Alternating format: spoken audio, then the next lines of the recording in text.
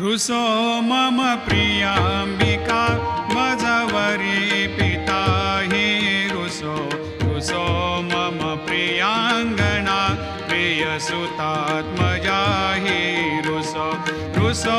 भगिनी बंधु हि श्वशुर सासुबाई रुसो न दत्त गुरु साई मजवरी कधीही रुसो पुसो न सुनबाई त्या मजन भ्रातृजाया पुसो पुसो न प्रिय सोयरे प्रिय सगे न ज्ञाते पुसो पुसो सुरदना सखा स्वजन नाप्त बंधु पुसो परी न गुरु साई मजवरी कधीही रुसो पुसो न अबला